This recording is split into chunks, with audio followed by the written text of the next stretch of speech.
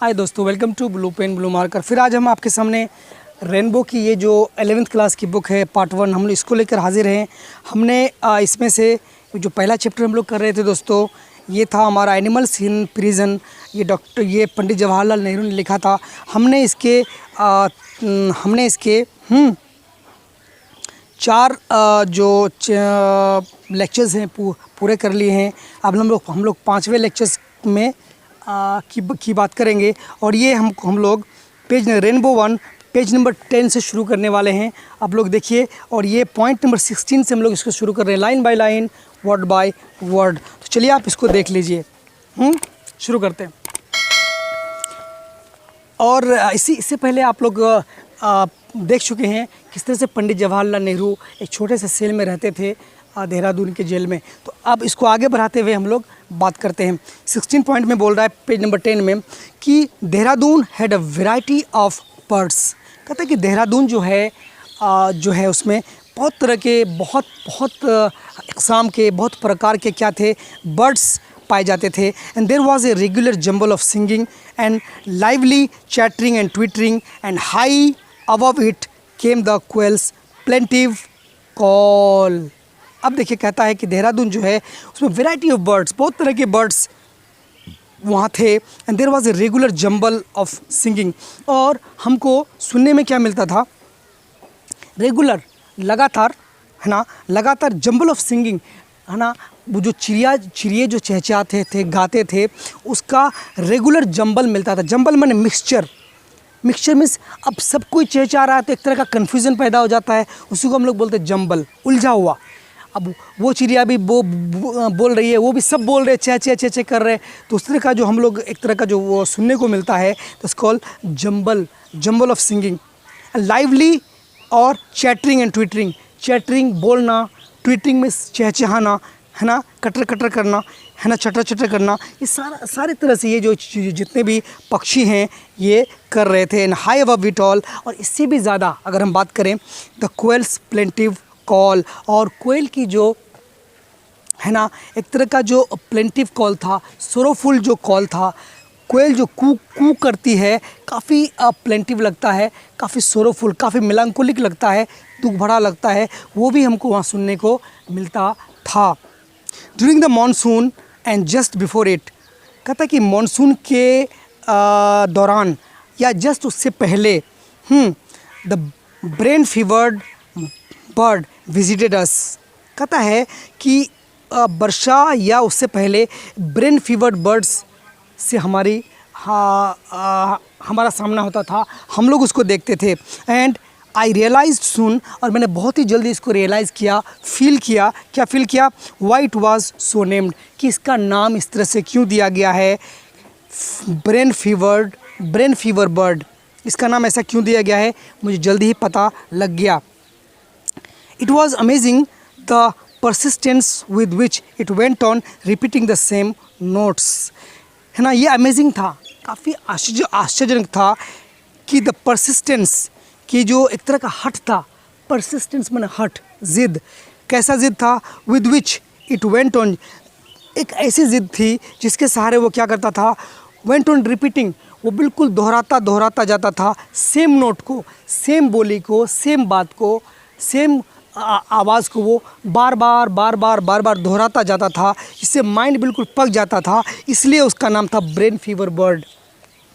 In day time and night, चाहे वो दिन हो चाहे वो रात हो, in sunshine and in pouring rain, चाहे वो सूरज की रोशनी में हो या फिर पॉरिंग रेन या फिर मूसलाधार बारिश में हो।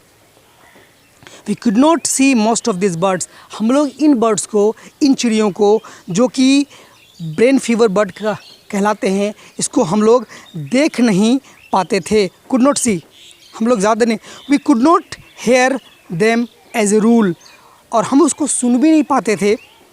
we could only hear them as a rule, और हम उसको एक रूल की तरह ही, एक अनुशासन की तरह ही क्या करते थे, सुनते थे। As there were no trees in our little yard, क्योंकि हमारे जेल के जो बाहर छोटा सा जो यार्ड था, आंगन था, उसमें कोई ट्री या पेड़ मौजूद नहीं था। But I used to watch the eagles and kites, लेकिन मैं ईगल्स है ना, जो बाज हैं और जो काइट्स हैं, चील हैं, उनको मैं देखा करता था gliding gracefully high in the air. वो काफ़ी आसमान में जो ऊपर है ग्लाइडिंग कर रहे थे, ऐसे ऐसे उड़ रहे थे, उसको मैं ग्लाइड करते हुए देख सकता था। समटाइम्स स्वीपिंग एंड डाउन, कभी वो स्वीप करके एकदम झट से नीचे आते थे और नीचे से फिर ऊपर चले जाते थे। And then allowing themselves to carried up by the current of air, फिर वो हवा के साथ बिल्कुल इस तरह है ना करते रहते थे। Often a herd of wild ducks would fly over our heads. अब बहुत बार तो ऐसा होता था कि हॉर्ड ऑफ वाइल्ड डक्स, जंगली जो डक्स होते थे, बत्तख होते थे, वो उसका एक झुंड, उसका एक समूह क्या करता था, फ्लाई करता था, उड़ जाता था हमारे हेड्स के ऊपर से, हमारे माथों के ऊपर से उड़ जाता था। ठीक है। Point number 17, there was a large colony of monkeys in Bareilly jail. कहता है कि बरेली की जेल में एक बहुत बड़ी संख्या थी, एक कॉलोनी थी, एक उपनिवेश था, किसका, बंदरों का। And their antics were always worth watching, और उनके जो एंटिक्स थे, उनके जो वो जो स्टाइल था बंदरों का, वो तो देखते ही बनता था। ऑलवेज वर्थ वाचिंग, हमेशा देखते बनता था, है ना, देखने योग्य था। वन इंसिडेंट इम्प्रेस्ड मी, एक जो इंसिडेंट है उसमें एक जो घटना हुई थी उसने मुझे काफ़ी अच्छी तरह से प्रभावित किया, इम्प्रेस किया।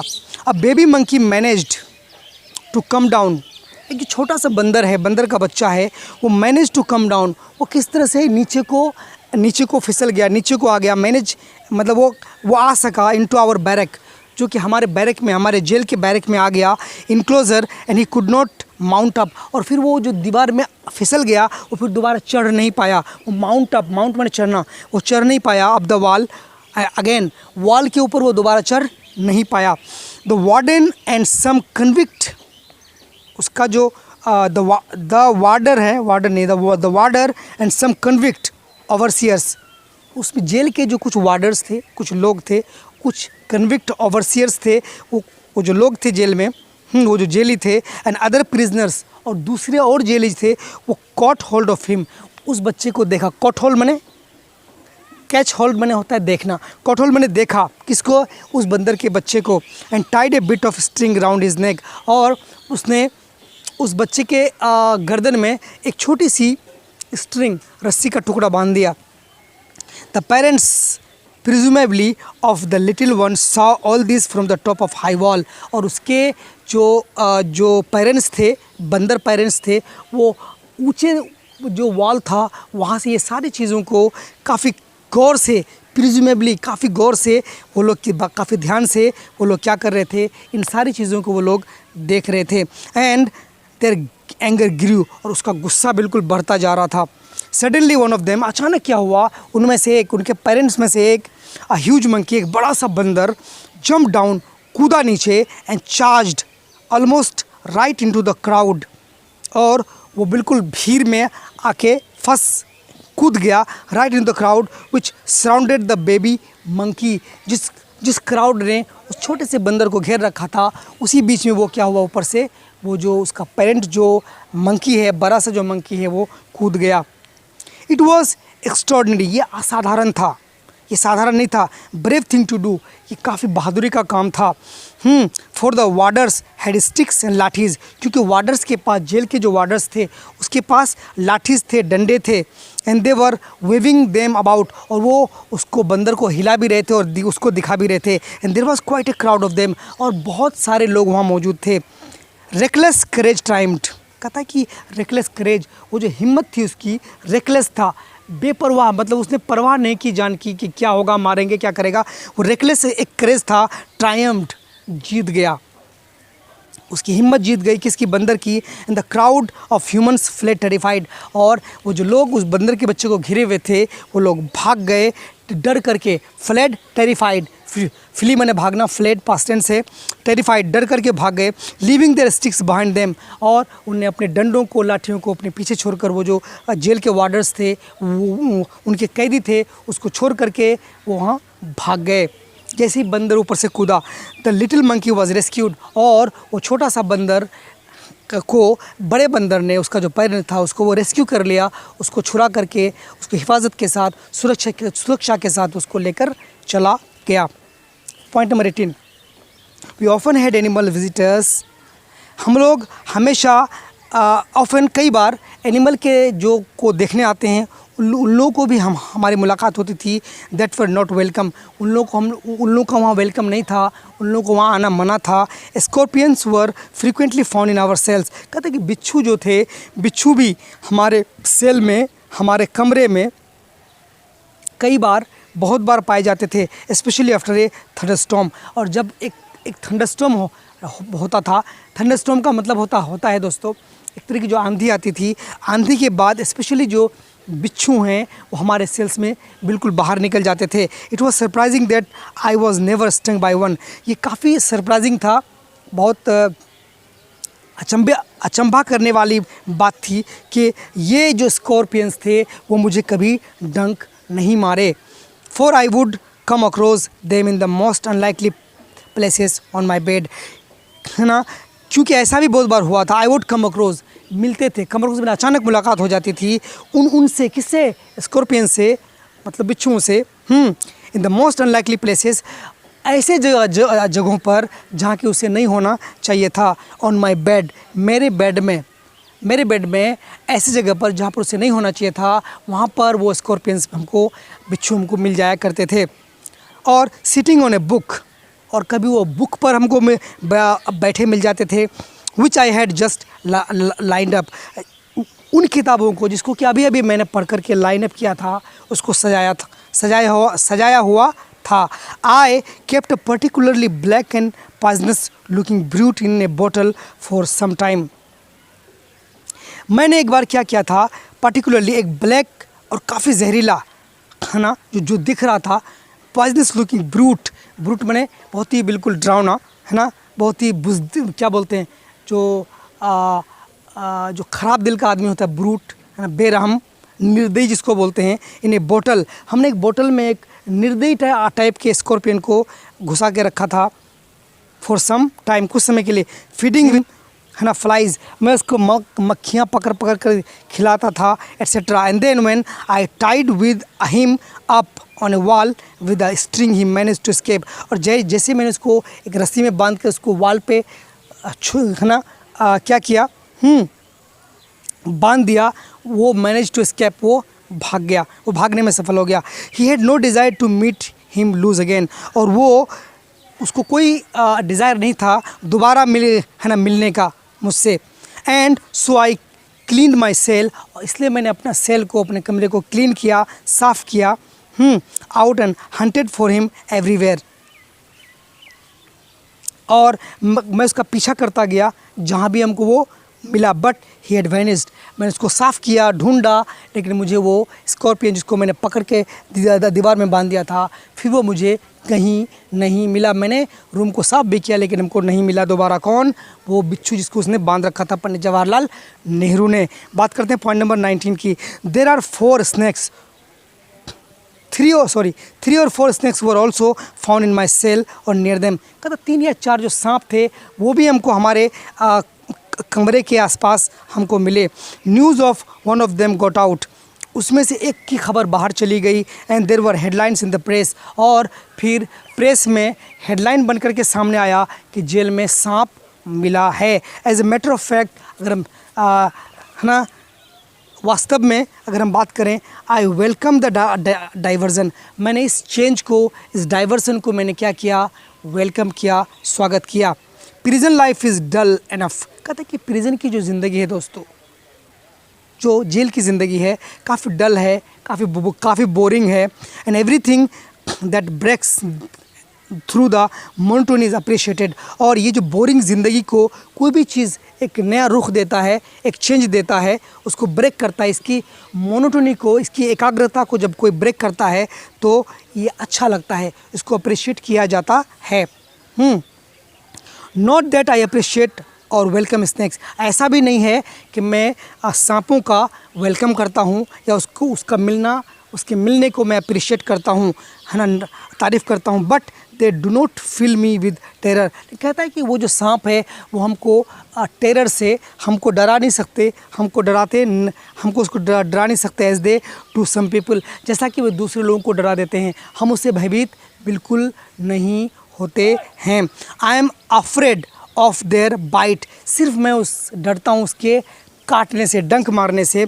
ऑफ कोर्स, सच में अगर देखा जाए, and would protect my self if I saw a snack, और मैं जब भी कोई ऐसा स्नैक आना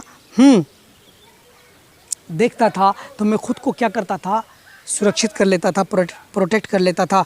but there would be no feeling of repulsion और ओवरवेलमिंग फ्राइट, लेकिन ऐसा कुछ नहीं था। रिपल्जन मैंने दूर हटना, ऐसा नहीं था कि उसको देख करके हम दूर हट रहे हैं, या है ना हमको कोई ओवरवेलमिंग फ्राइट, मतलब कोई ऐसा डर हम में घुस गया हो, ऐसा कुछ नहीं था। कौन कह रहे हैं? Jawaharlal Nehru. Centipedes horrify me much more, कहते सेंटीपीड्स बोलते हैं दोस्तों, एक लंबा सा जानवर होता है, इसके बहुत सारे पैर होते हैं, 100 या हज़ारों पैर होते हैं उसके, जो बिल्कुल रेंग कर चलता है, सेंटीपीड्स बोलते हैं उसको। हॉरिफाई मी मच मोर, कहते ये जो सेंटीपीड्स हैं, जो रेंगने वाले बड़े बड़े कीड़े हैं, इसके 100, 200, 400, 600 या 1000 पैर होते हैं, इसको देख करके मुझे भय लगता था, डर लगता था। It is not so much fear as instinctive repulsion, it is not so much fear, है ना, कहते कि ये इंस्टिंक्टिव रिपल्सन है ना नहीं था, ये बहुत बड़ा रिपल्सन नहीं था। इन अलीपुर जेल इन कलकत्ता, कहते कि जब मैं कलकत्ता में अलीपुर जेल में रहता था, कहाँ पे? अलीपुर जेल में, कलकत्ता में मैं रहता था। I woke up in the middle of the night, मैं रात में, बिल्कुल रात में क्या करता था, जगता था। And felt something crawling on my foot, और मैं महसूस करता था कि मेरे पैर में कुछ रेंग रहा है, मेरे पैर में कुछ रेंग रहा है।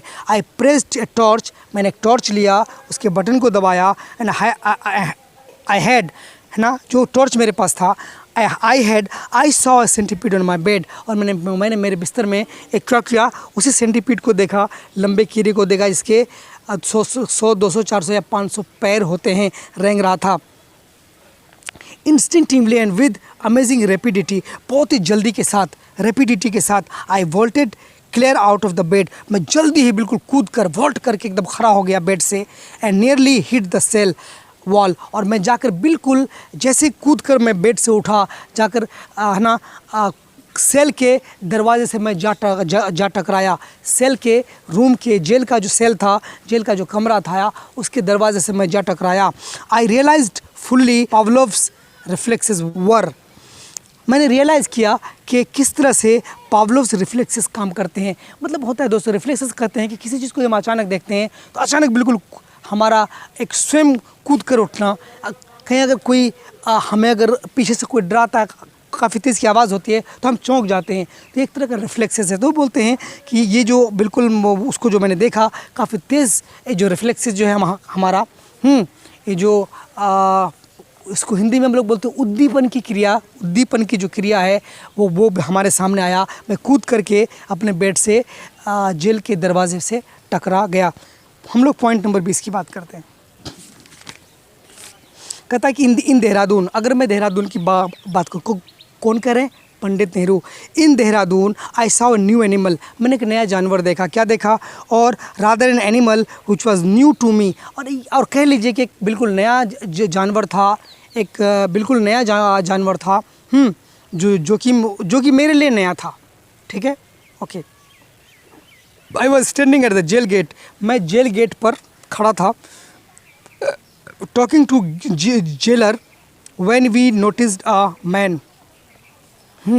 जब मैं जेल के गेट पर खड़ा था और मैं जेलर से बात कर रहा था तो मैंने क्या देखा कि एक आदमी बाहर कैरिंग ए स्ट्रेंज एनिमल, एक अजीब से प्राणी को, अजीब से जानवर को ले जा रहा है ना, कैरी कर रहा है। The jailer sent for him, jailer ने उसको उसको बुलाया। And I saw something between A lizard and A crocodile, और मैंने क्या देखा कि कुछ ऐसा जानवर था जो लिजर्ड, छिपकली टाइप का था और मगरमच्छ टाइप का था। अबाउट 2 फीट लॉन्ग, वो 2 फीट लंबा था, 2 फीट लंबा था। वो लिजर्ड टाइप का भी था और क्रोकोडाइल है, जो मगरमच्छ है, उसके बीच में था। विथ क्लॉज, उसके पंजे भी थे, एंड स्केली कवरिंग, और उसका जो जिस्म था स्केली कवरिंग था। जैसे मछली में होता है ना स्केल, उसको अगर हम मछली को मारेंगे तो छोटा छोटा स्केल निकलेगा, है ना, स्केल निकलता है, छिलका टाइप का निकलता है, उस तरह का बिल्कुल छिलका हुआ उसका जो बॉडी है उस तरह से कवर किया हुआ था। This animal which was very much alive, जो कि पूरी तरह से जिंदा था, had been twisted round in most peculiar way, उसको ट्विस्ट किया गया था, उसको मोड़ा गया था, एक अजीब तरीके से मोड़ा गया था, forming a kind of not, एक तरह का गांठ ऐसा मोड़ा गया था कि उसमें एक तरह का गांठ बन गया था। And its owner had passed a pole through this knot, और उसके मालिक ने उस नॉट से होकर के, उस बंधन से होकर के एक लाठी या एक जो पोल है उसको डाल दिया, एक डंडे को डाल दिया था। एंड वॉज मेरीली कैरिंग, और उसको खुशी खुशी वो ले जा रहा था। इन दिस फैशन, इस तरीके से वो उसको खुशी खुशी उठाए ले जा रहा था। ही कॉल्ड इट बो, उसको वो बो कह रहा था, उसका नाम बो था। When asked by the jailer, जब जेलर ने उसको पूछा what he propose to do with it, कहता कि तुम इसका क्या करोगे ले जा करके। ही रिप्लाइड, उसने जवाब दिया विद द ब्रॉड स्माइल, काफ़ी स्माइल के साथ, काफ़ी लंबी चौड़ी स्माइल के साथ उसने जवाब दिया जेलर को, दैट ही वुड मेक भुज्जी, कहता वो इसका भुज्जी बनाएगा, मीन्स इस जानवर का वो भुज्जी बनाएगा। अ काइंड ऑफ करी, एक तरह का जो करी होता है उस तरह का एक भुज्जी बनाएगा। आउट ऑफ इट, इस जानवर से। He was a forest dweller, क्योंकि वो जंगल का रहने वाला था, वो जंगल में रहता था, इसलिए वो इस तरह से वो बोल रहा था कि उस जानवर का वो भुज्जी बनाएगा या करी बनाएगा। सब्सिक्वेंटली, अंततः I discovered from reading FW champions book, finally जब मैं बाद में इसको पता लगाया, मैंने किताब पढ़ी थी FW चैम्पियन की, इसका नाम था the jungle in sunlight and shadow, इस किताब का नाम था, पंडित नेहरू ने इसको पढ़ा था। That this animal was the pangolin, और वो जो एनिमल था जो क्रोकोडाइल और लिजर्ड के बीच का था, वो उसका नाम क्या था, पेंगोलिन था। क्लियर है? चलिए सर।